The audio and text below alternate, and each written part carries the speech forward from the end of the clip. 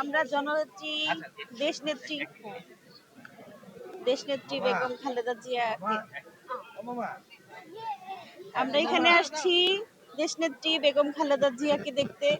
তাকে চোখে দেখতে পারি নাই, খুব ছোট বয়সে দেখছি, বড় হয়ে আর কখনো দেখি নাই, দেখার ভাগ্য হয় নাই। কিন্তু উনি মারা গেছে, এটা খুব বেদনাদায়ক, খুব কষ্ট দিয়েছে। আমরা এখানে চিকিৎসার জন্য এসেছিলাম, তো ওনাকে দেখতে, ওনার কবর জিয়ারত করতে এখানে আসলাম। খুব কষ্ট লাগছে। উনি অনেক অত্যাচার সহ্য করেছেন, দেশের জন্য অনেক করেছেন আমাদের। আসলে আমরা ওনাকে কিছুই দিতে পারি নাই, উনি আমাদের জন্য অনেক কিছু দিয়েছেন। আমরা খুবই ব্যর্থ জাতি।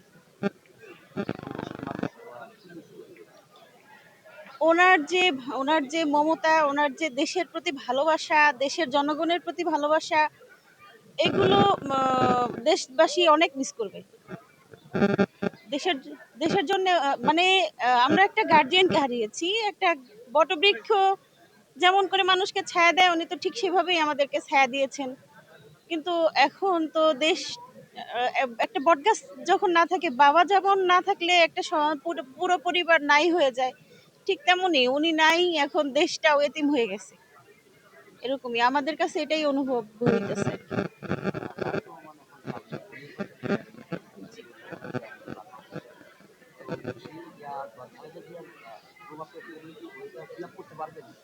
ইনশাল্লাহ আমার মনে হয় উনি 100% পারবেন। আসলে এখন মানুষের সচেতনতা, মানুষের জ্ঞান, এগুলো অনেক বেড়ে গেছে আগের তুলনায়। তো উনি আগের যে রাজনীতি করেছেন, বা বাংলাদেশের মানুষ আগের যে রাজনীতি করেছে, সেই তুলনায় আমার মনে হয় এখন বর্তমানের প্রেক্ষাপটে মানুষের সবারই জ্ঞান চক্ষুটা খুলে গেছে অনেকটাই।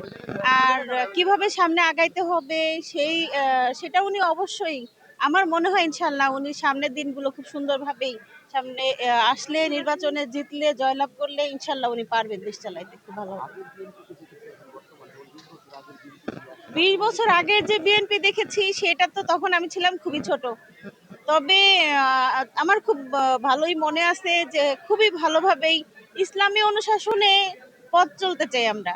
আমরা স্বৈর শাসন, নাস্তিকবাদী সরকারের অনুশাসনে চলতে চাই না। আমি এসেছি রাজবাড়ী থেকে। রাজবাড়ী আমাদের জেলা, আমি রাজবাড়ী থেকে এসেছি।